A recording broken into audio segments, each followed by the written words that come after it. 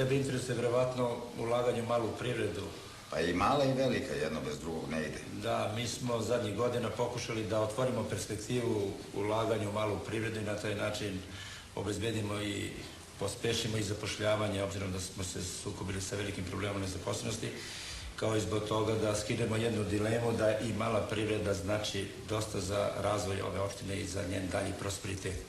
U tom smislu mi smo i liberalizovali propis u vezi sa otvaranjem takvih radnji i to se može vrlo brzo uz podnošenje dokumentacije završiti u našim organima i dobiti dozvola za rad. Mi smo zadnjih godinu dana, dve, otvorili nekoliko tu pogona koji zapošljavaju veći broj radnika, kao što su konfekcijski pogoni, pogoni za proizvodnju livenih proizvoda, kao i za proizvodnju proizvoda od plastičnih masa, a na pomolu je i izrada upravo na pomolu je otvaranje jedne radnje za sušenje i sabiranje šumskih plodova i bilja, što takođe daje određenu perspektivu za zapošljavanje jednog broja radnika. Mislim da postoje uslovi da se ti javiš kao naš sugrađanin, da bi mogao da realizuješ otvaranje jedne radnje u našem gradu. Dobro, lako ćemo mi za pare ima vremena, nego kako ovde stoji velika privreda? Pa evo, Dule, velika privreda nam je osnovna delatnost u Prokuplju i u opštini Prokuplje i postoji jedno 40-ak organizacija udruženja koje se bave tim delatnostima. Dosta su heterogenog sastava.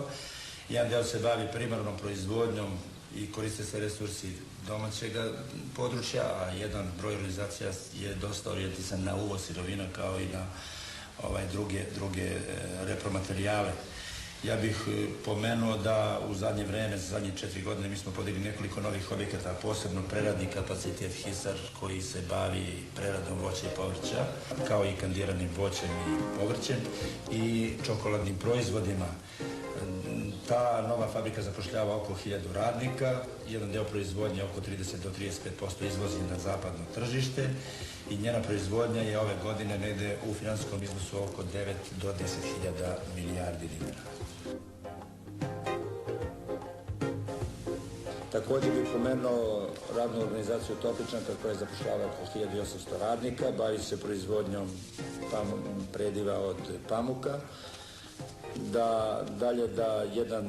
Upravo i to je organizacija koja uglavnom proizvodnju zasniva na uvoznim sirovinama, a da jedan dobar deo gotovih proizvoda, kako za domaće, tako i za inostrano tržište, izvozi u zemlje zapadne Evrope i da je u svom postojanju od 25-6 godina vrlo stabilna, jedna od jačih i najjačih, da kažem, organizacija kako po broju zaposlenih, tako i po ukupnim drugim ekonomskim rezultatima. Ovor Prokupac proizvodi vina i rakije od domaćih sirovina koje se nalaze na našem području. Prokupac je to su čuvena vina po sorti Prokupac. On ove godine proizveće negde oko 400 vagona i vina i rakije i ja bih pomenuo samo nekoliko najznačajnijih njegovih proizvoda, pre svega u oblasti rakije, to je čuvena manastirka, koja se nalazi na vrhu lestvice po kvalitetu. Dobitnik je velikog broja odlikovanja i nagrada na raznim sajmovima, kao i neke druge, Jastrepčanka i još neke druge, kao i vina, plemenka, ružica koje su zaista vrlo kvalitetne.